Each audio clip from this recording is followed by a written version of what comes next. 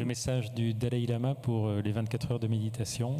Oui, je suis heureuse de vous rejoindre pour porter le message du 14e océan de sagesse en cette journée des océans. Océan de sagesse est la traduction du mot Dalai Lama. Et ce mot Dalai Lama nous fait remonter dans l'histoire lorsque l'empereur mongol Altan Khan mit le genou droit à terre devant le Dalai Lama sur les rives du lac Kokonor, la mer bleue des Himalayas, et il lui promit de tourner son esprit vers la paix. Et il donc s'adressa au Dalai Lama avec ce titre pour la première fois dans l'histoire. Dalai est un mot mongol qui signifie océan, et il a donc honoré le Dalai Lama de ce mot parce que c'était un maître spirituel dont la sagesse est aussi vaste, aussi insondable que les océans.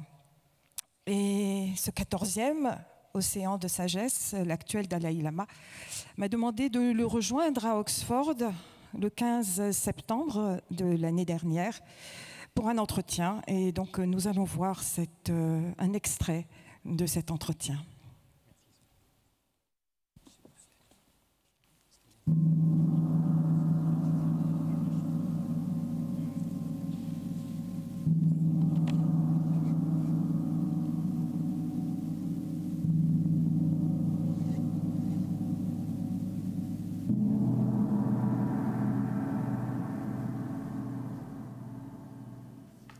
We are now 21st century.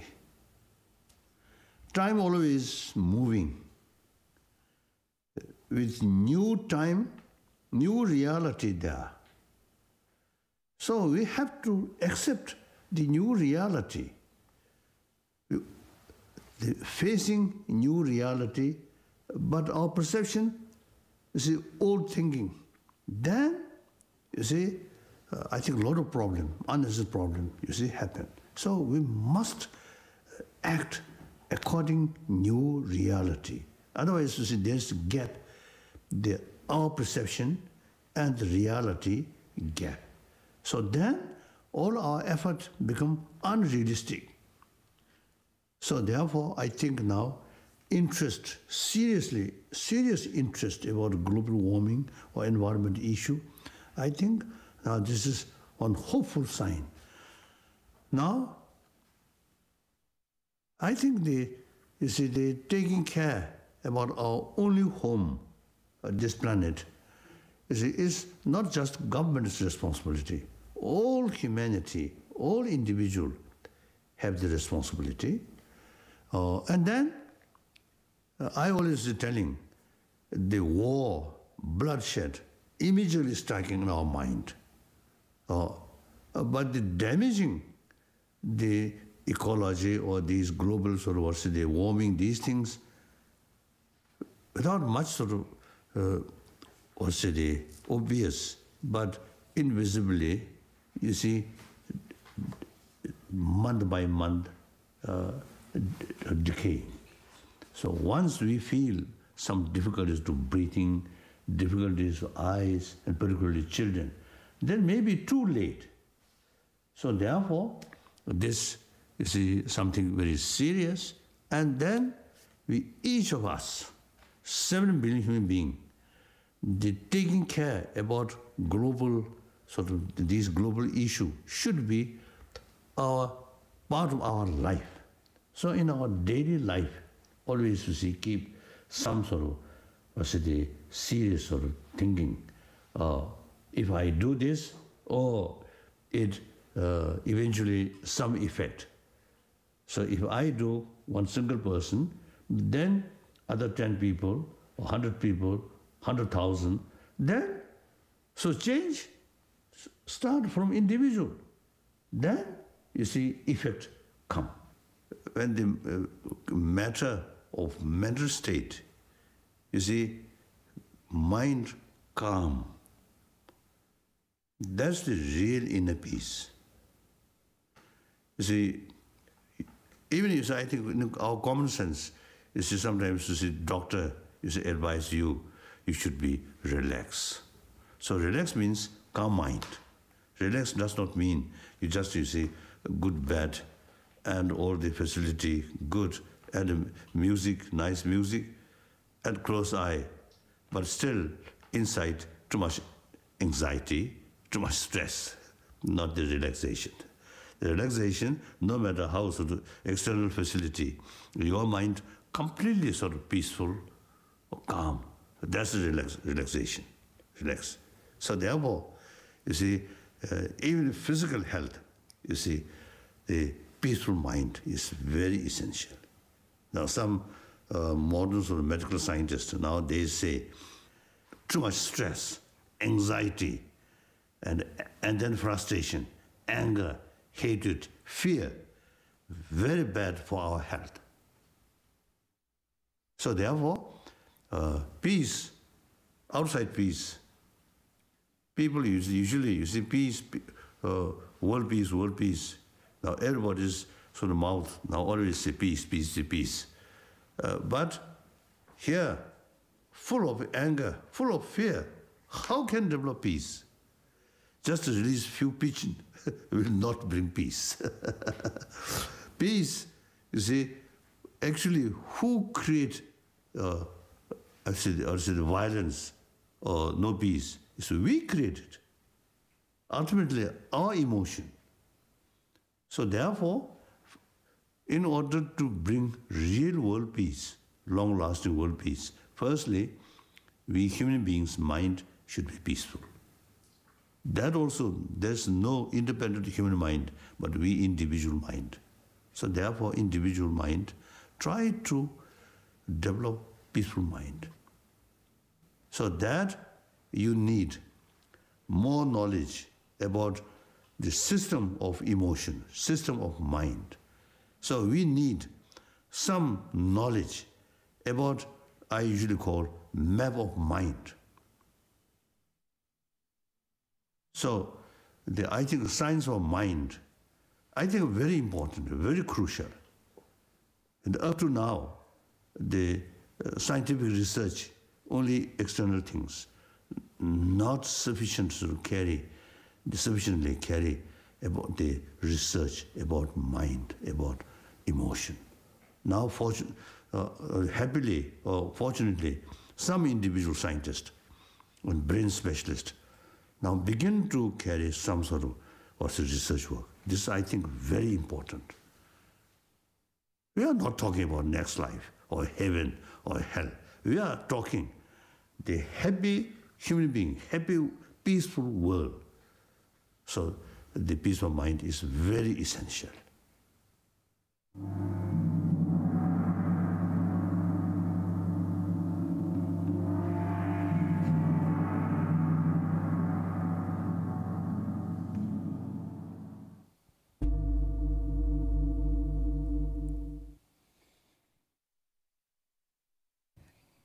Dans cet entretien, le Dalai Lama s'exprime dans le contexte de la catastrophe environnementale actuelle, dans le contexte de la menace sur la survie des océans, de l'effondrement des écosystèmes et de la biosphère, dans le contexte de cette 6e extinction de masse des espèces dont nous sommes les témoins.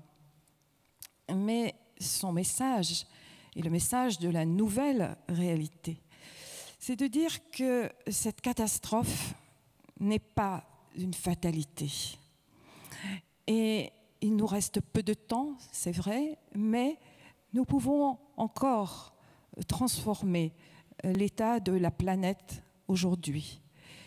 Et c'est en développant l'énergie de la nouvelle réalité que cela sera possible. Or, la nouvelle réalité, c'est la conscience planétaire qui est en train d'advenir.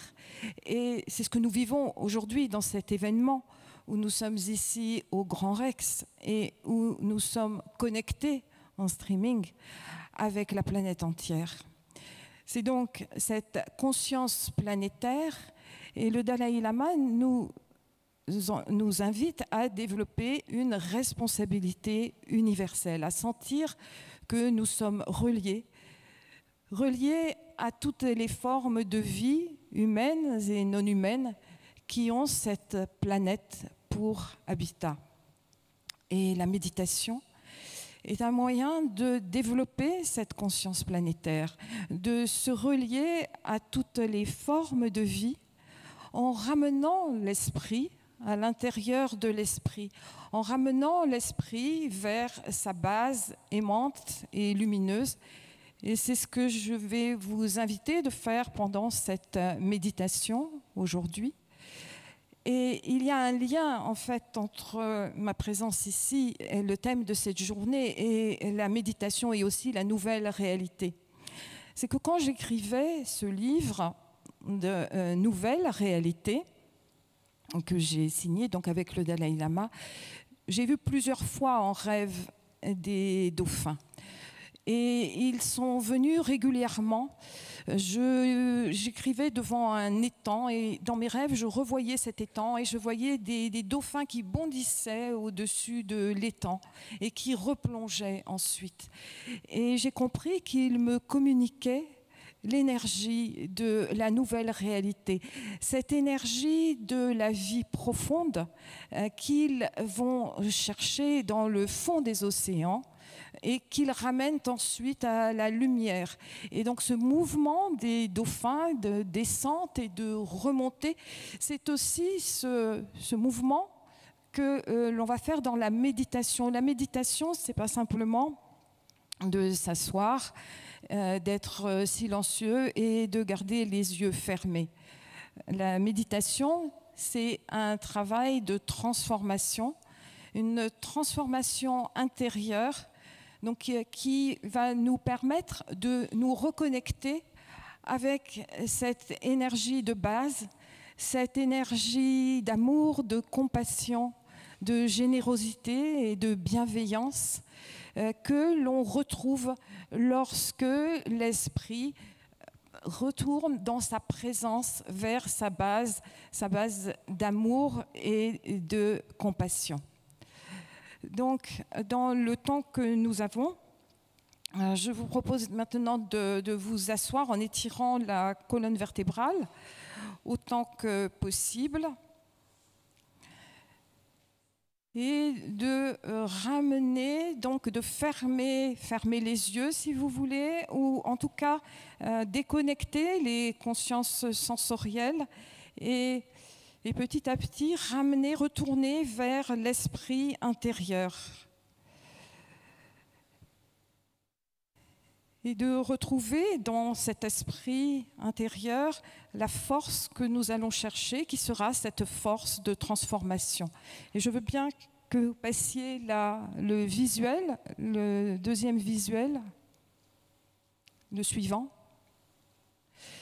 Et lorsque l'esprit se reconnecte, il se manifeste des présences telles que Tara blanche, qui représente l'énergie maternelle de la compassion éveillée.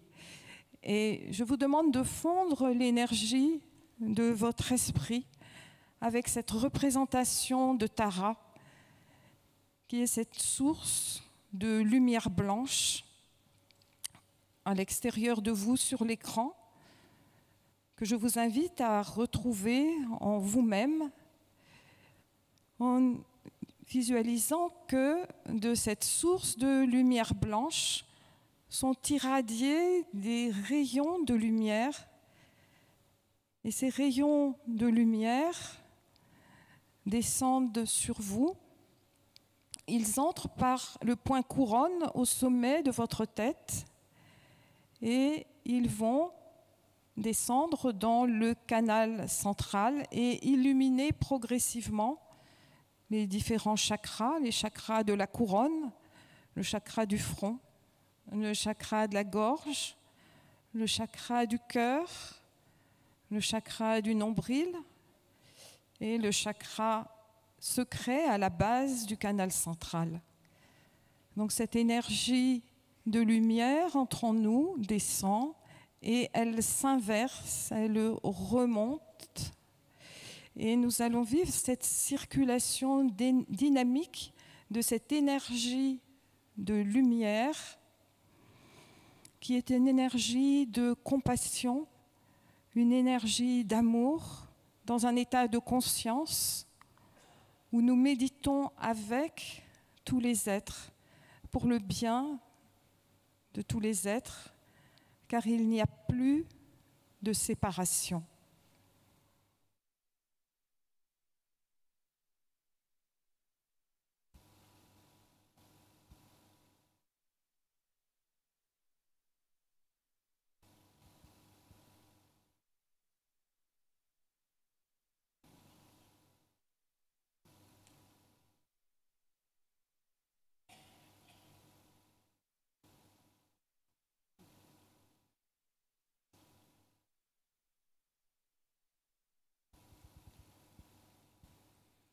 Et nous allons énergétiser cette descente de la lumière blanche avec le mantra de Tara.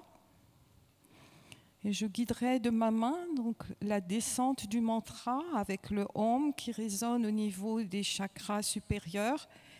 Et ensuite, nous descendons Tare, Tutare, et l'énergie s'inverse et elle remonte avec Ture, Soha, et le cycle recommence. Om Tare, Tutare, Ture, Soha. Om Tare, Tutare, Ture, Soha. Om Tare, Tutare, Ture, Soha. Om Tare, Tutare, Ture, Soha. Om Tare, Tutare,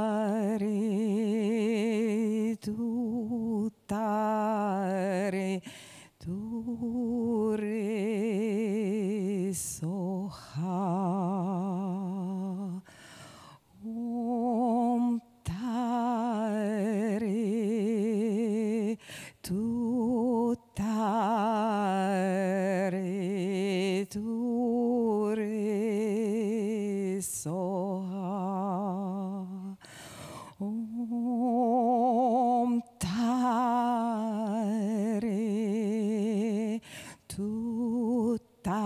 Tutare, Ture, Soha. Om Tare, Tutare, Ture, Soha. Om Tare, Tutare, Ture, Soha.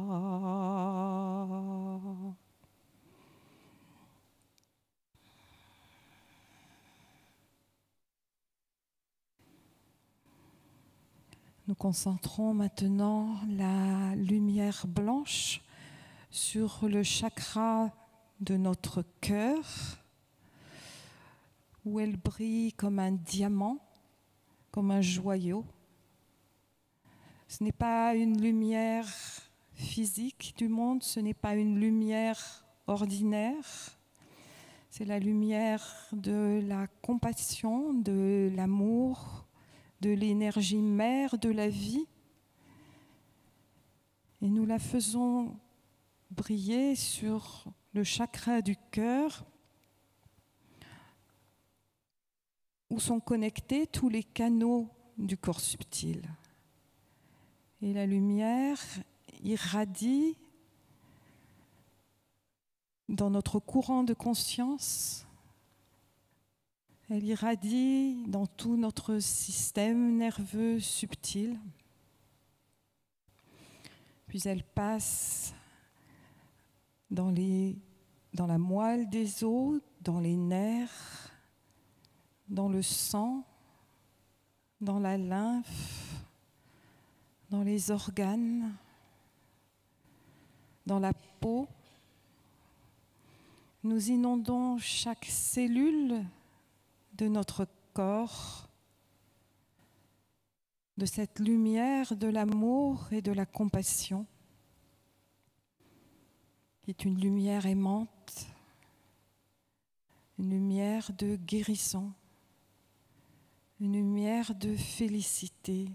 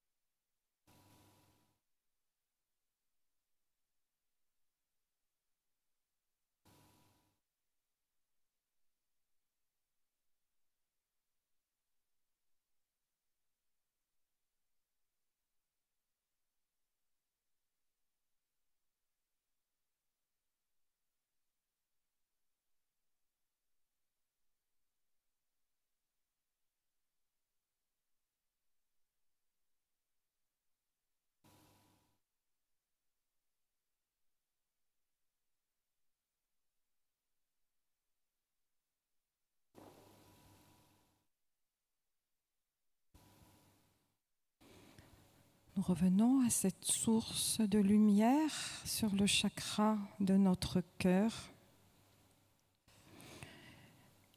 Et nous allons irradier cette lumière en direction de tous les êtres avec lesquels nous sommes reliés. Dans cet espace, à un niveau de conscience où il n'y a plus de séparation, plus de proches, ni de lointains.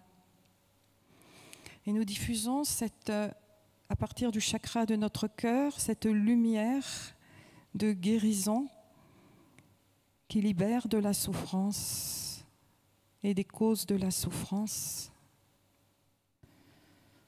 En imaginant que tous les êtres sont transformés dans cette lumière qui vient toucher leur cœur.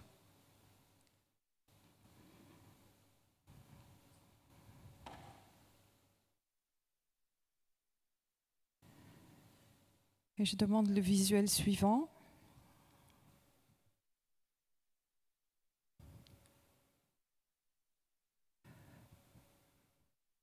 Donc le visuel de Sarasvati, le suivant. Sarasvati, qui est une émanation, une manifestation de Tara et qui représente l'énergie du son primordial. Et avec le mantra de Sarasvati, nous allons amplifier cette expansion de conscience, cette irradiation de lumière avec le son Shim. Cette lumière va se diffuser à travers l'espace et le temps, et plus particulièrement en cette journée dédiée aux océans et au peuple des océans. Nous le dirigeons vers les mers du monde où les activités humaines font subir au peuple des océans de monstrueuses souffrances. Om Sara Siddhi Shrim Shrim Soha. Om Sara Siddhi Shrim Shrim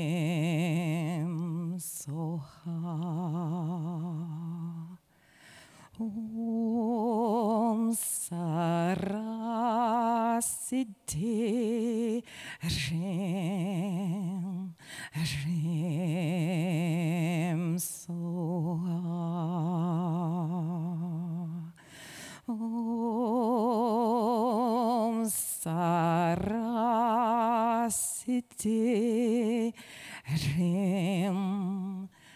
Rem So.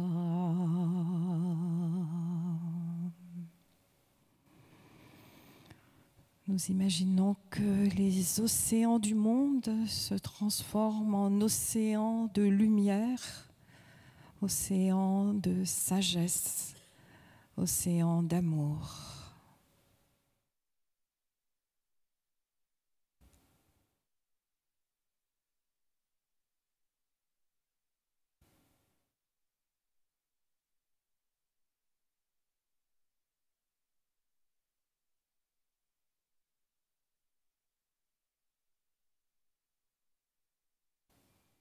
Et nous concluons cette méditation avec le souhait que de plus en plus nombreux nous soyons capables de développer une conscience de nos responsabilités envers tous les êtres vivants et que la méditation nous permette d'avoir les pensées justes, les paroles justes et les actions justes dans ce combat pour la protection de la vie humaine et non humaine. Et je terminerai avec cette courte prière de souhait qui nous vient de l'Inde védique. Puissent tous les êtres sensibles connaître le bonheur et les causes du bonheur. Puissent tous les êtres sensibles être délivrés de la souffrance et des causes de la souffrance. Puissent tous les êtres sensibles ne jamais être séparés de la joie suprême qui est au-delà de la peine. Puissent tous les êtres sensibles demeurer dans l'équanimité, libre de partialité, d'attachement et de haine.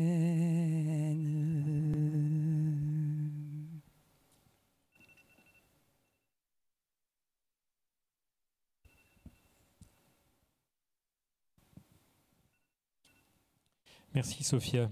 On peut vous retrouver sur